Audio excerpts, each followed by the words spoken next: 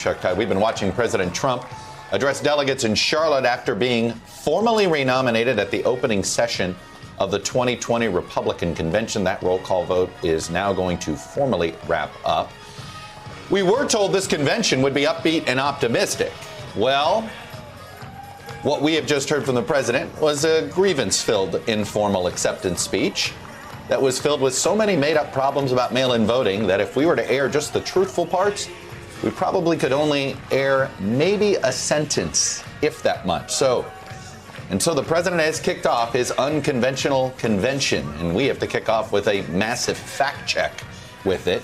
We're going to get to that in a second, but clearly this convention is going to look a lot different from what we saw last week from the Democrats. The president currently trails Biden in the polls by a sizable margin. He's seemingly been looking for ways to disrupt the vote and sow doubts about its result rather than try to actually catch up the clean way. In fact, he opened his address to the RNC this afternoon with a warning about those results and then went on a tirade about how this election is going to be rigged unless he wins.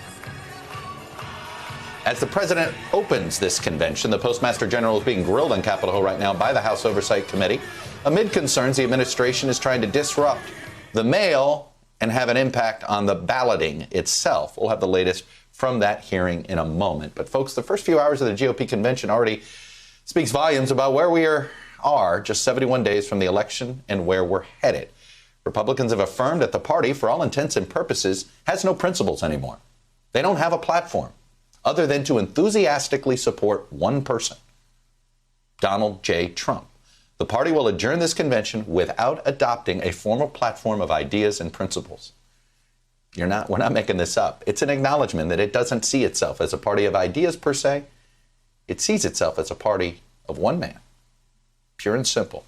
As I promised, let me go through those fact checks before I bring in our correspondent. So, zero evidence, obviously, that the election is being rigged. Democrats trying to steal the election with universal mail-in voting, so the president claims. Just a reminder, just 9 states have universal mail-in voting. 5 have done it before the coronavirus: Colorado, Hawaii, Oregon, Utah, and Washington.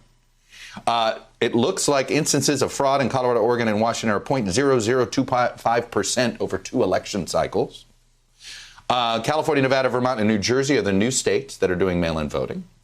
Nevada has a Republican Secretary of State, mind you, so this is not some one-party business. Montana, North Dakota, and Nebraska all allow individual counties to decide whether to mail all ballots to all registered voters. Montana, North Dakota, and Nebraska all govern, 2 of the 3 governed mostly by Republicans there. Obama did not appoint judges because he thought Clinton would win.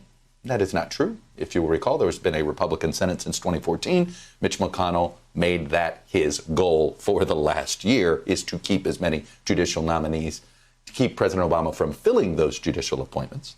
And then, of course, he made this claim about the Republican Party strongly supporting pre-existing conditions when there is actual and active lawsuits supported by the president's Justice Department to get rid of the ACA, which would get rid of the law that would force insurance companies to cover pre-existing conditions. So that's just a few of what we heard there. It's going to be a long week for fact checkers. Hello, YouTubers. If you're watching this, it means you've checked out our channel, so thank you. Now do me a favor, subscribe by clicking on that button down there. Click on any of the videos to watch the latest interviews and highlights from MTP Daily and MSNBC. You can get more Meet the Press content every morning in the First Read newsletter. If you're tired of content that you don't know anything about where it came from, you don't have to have that problem with us. NBC News, MSNBC, MTP, and the Meet the Press mindset right here for you on YouTube. Subscribe now.